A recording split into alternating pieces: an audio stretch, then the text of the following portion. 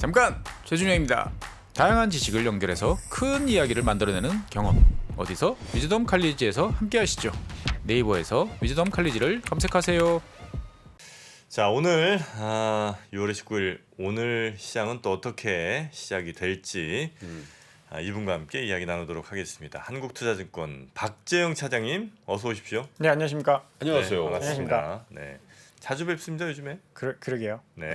어쩌다 보니까. 광폭행보. 오전 오후 다. 광폭행보. 광폭행보. 제가 오전에 나왔을 때는 클로징 배 조회수가 동시가 14,000 만 이러다가 또 안 나오고 하니까 어제 또 만 밑으로 떨어지더라고요. 아 근데 그 조회수 보니까 내가 한국투자증권 저 유튜브 우리 자매 채널이잖아. 네네네네. 가끔 들어가 보거든. 거의 네. 매일. 네. 많이 올라갔던데 조회수가. 조금 올라가고 두 배 있긴 정도 합니다. 올라갔던데, 네, 조금 올라가고 있긴 합니다. 그래도 아직 배고픕니다. 아니야 이제 원래 슬로우 스타터야 원래. 네. 박재영 차장 뭐 딱 그 이미지가 그거 아니에요. 네. 슬로우 스타트 한 12년 정도만 기다려. 얇고 길게 간다. 최후의 승자가 승자예요. 네. 걱정하지 마세요. 2035년은 박재영의 해입니다. 그렇죠. 감사합니다. 장시하겠네. 농담할 거 아니에요?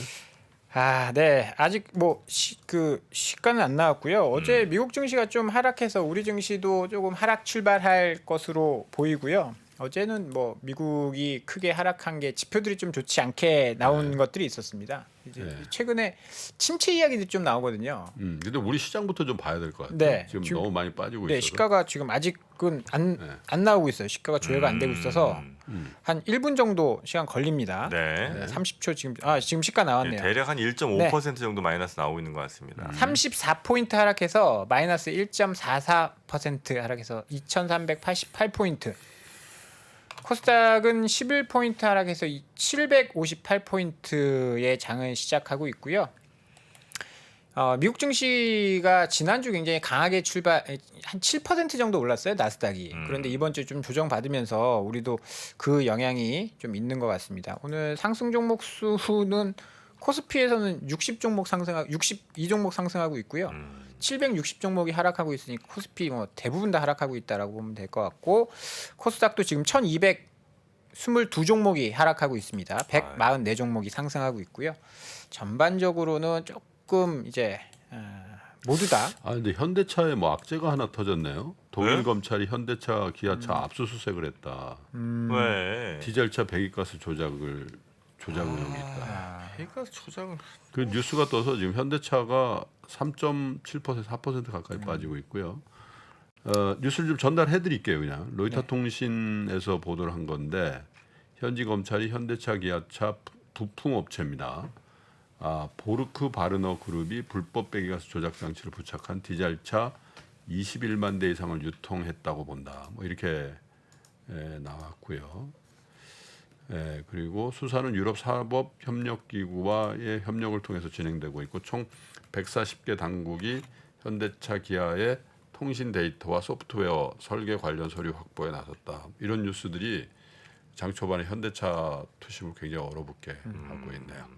자동차가 최근에 좀 좋았었는데 미국에서 좋은 이야기가 나오면서 그랬었는데 약간 얘네들 견제하는 게 아닌가? 아우디 복스바겐 이거 다시 한번 해야 되는 거 아니야?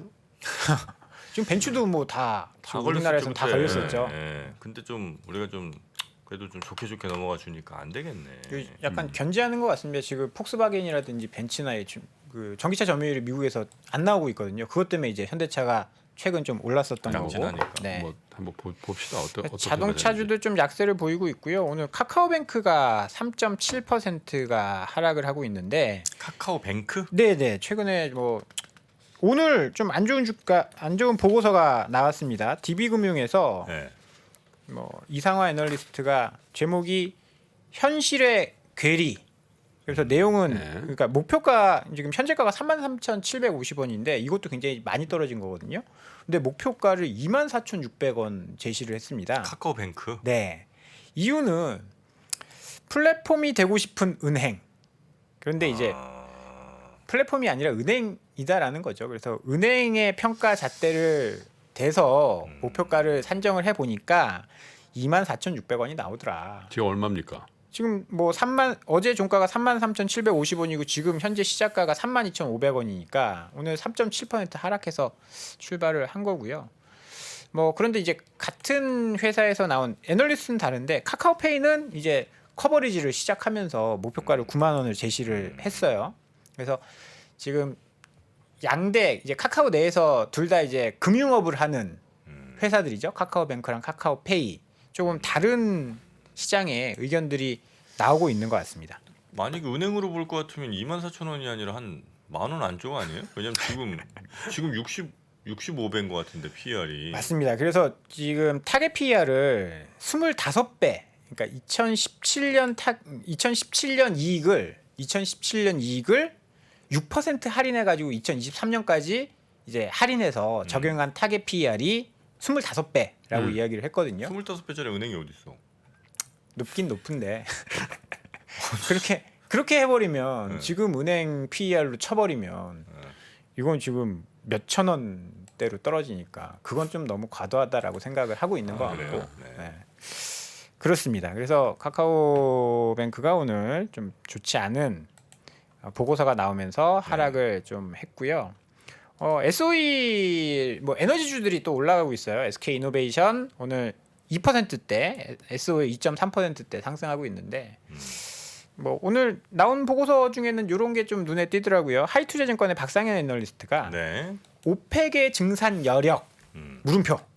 음. 지금 시장에서 기대하고 있는 게 그거잖아요. 유가를 네. 좀 낮춰줄 수 있을 것이다. 바이든이 7월달에 사우디 가는데 사우디 가서 뭐 이렇게 압력을 넣으면 유가를 낮춰줄 수 있을 것이다. 근데 그게 또 아니다라는. 쉽지 않죠. 네. 네. 왜냐하면 엊그저께인가 프랑스 마크롱 대통령이 네. 바이든 대통령한테 그런 얘기를 했더라고요. 그 사우디랑 UAE 증산 여력 없다 그런 이야기를 했대요. 그걸 왜 마카롱이 얘기해?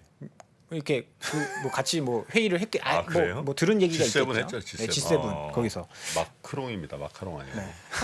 요즘 같은 분위기에서 마카롱으로 좀 부르고 싶습니다. 왜 뭐 잘못한 거 있나요, 그분이? 아니 네. 지금도 그분도 좀 많이 이빨이 좀 빠진 것 같더라고요. 네. 국내 연호도 안 좋고. 네.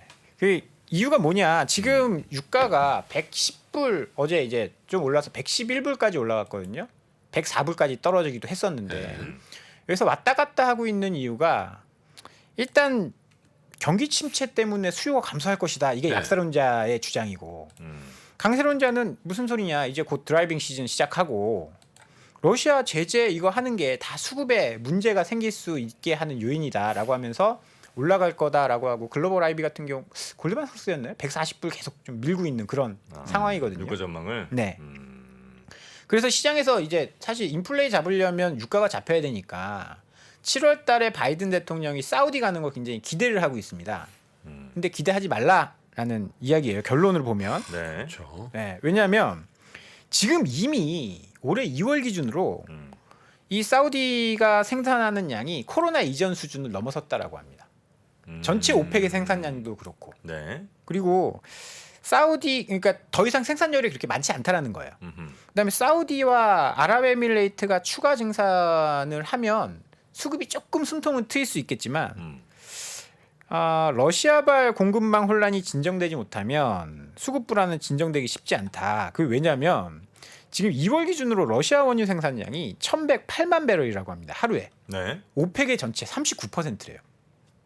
사우디가 지금 늘릴 수 있는 양이 뭐 한 100에서 200만 배럴이라고 한다고 쳐도 그 200만 배럴 늘려도 1,100만 배럴 생산하는 러시아가 뭔가를 틀어버리면 원유 수급이나 공급은 뭐 바뀌지 않을 것이다. 그래서 유가가 또 올랐는데요. 그러면서 에너지주들이 계속 좀 강세를 보이고 있는 오늘 시장인 것 같고요.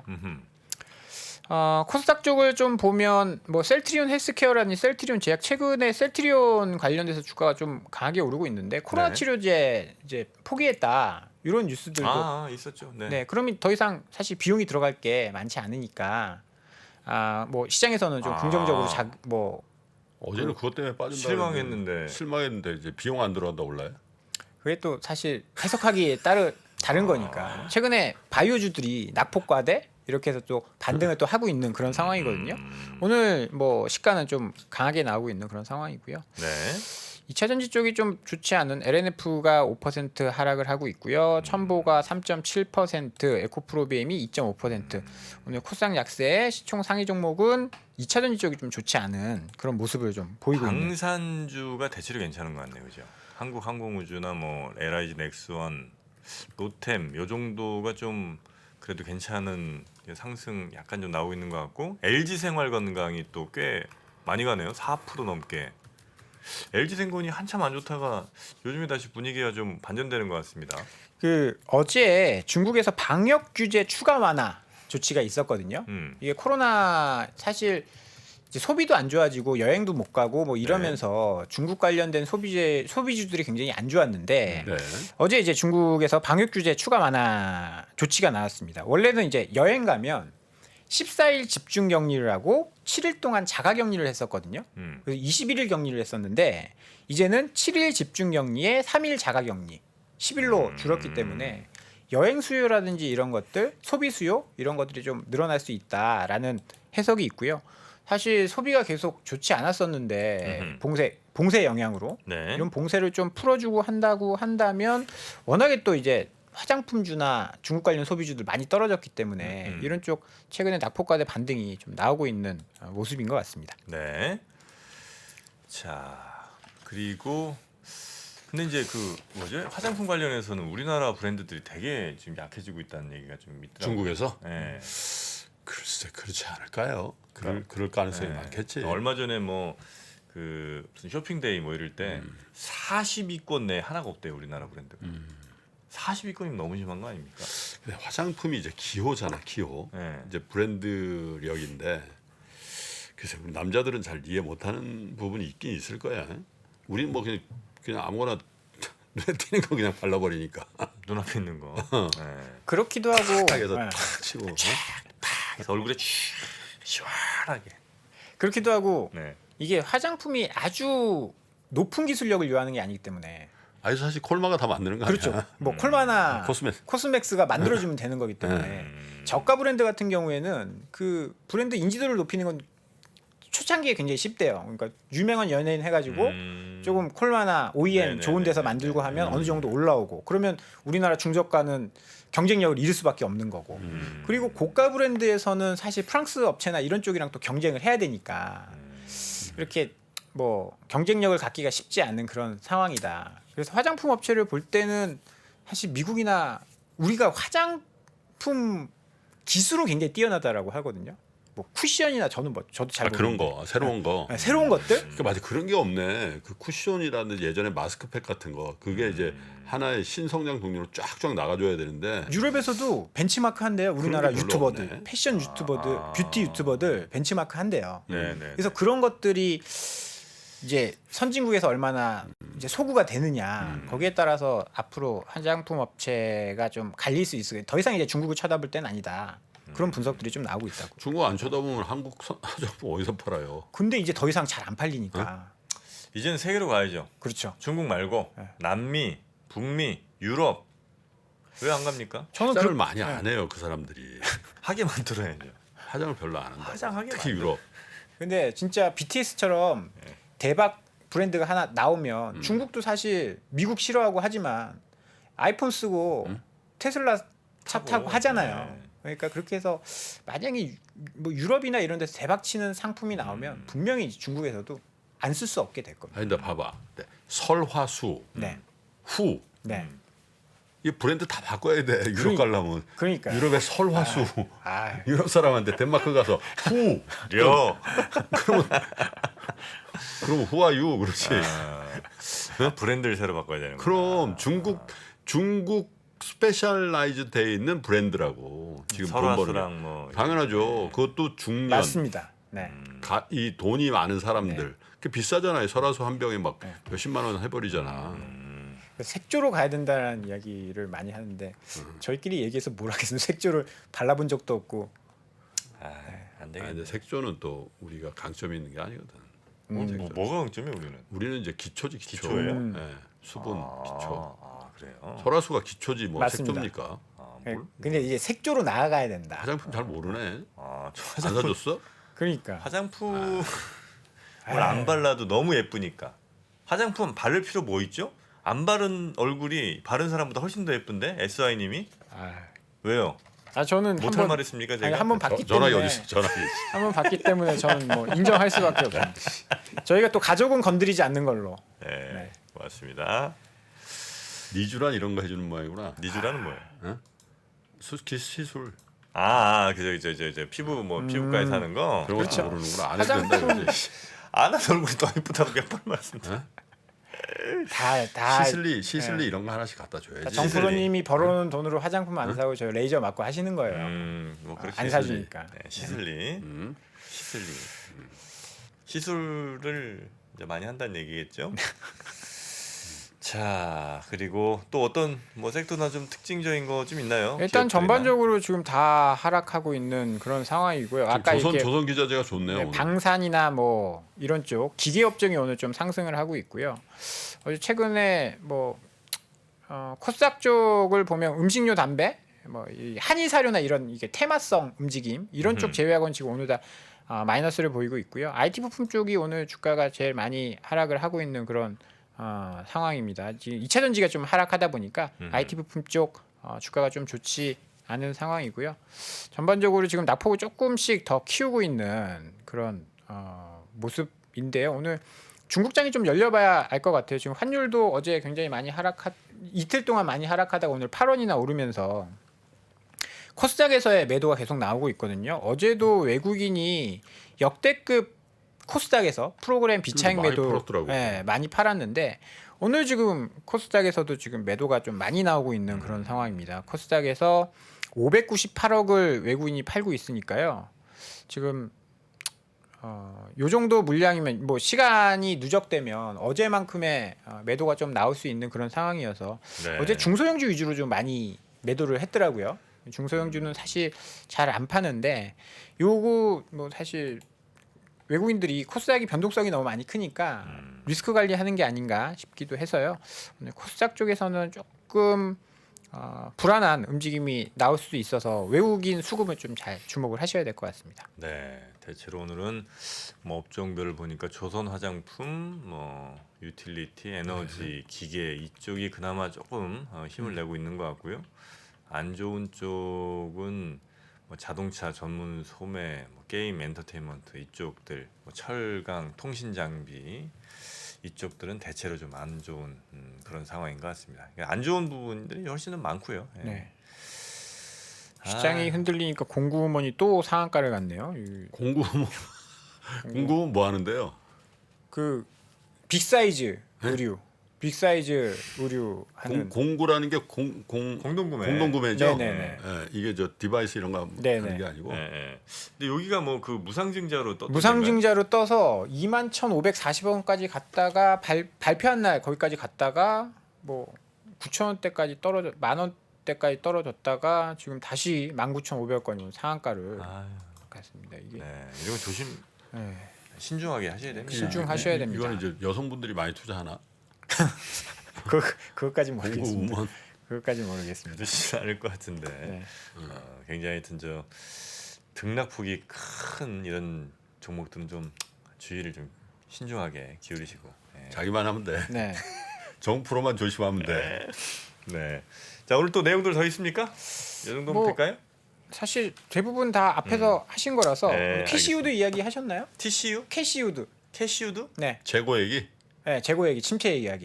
자기 뭐 40년 동안 펀드 매니저인데 처음이라는데 네. 아, 재고 수준이. 그래서 사실 저는 이걸 봤을 때 미국이나 우리나 사실 경기 침체는 반영되어 있는 게 아닌가라는 생각을 좀 해보고 이 사람이 이거 갑자기 알았을 리는 없거든요.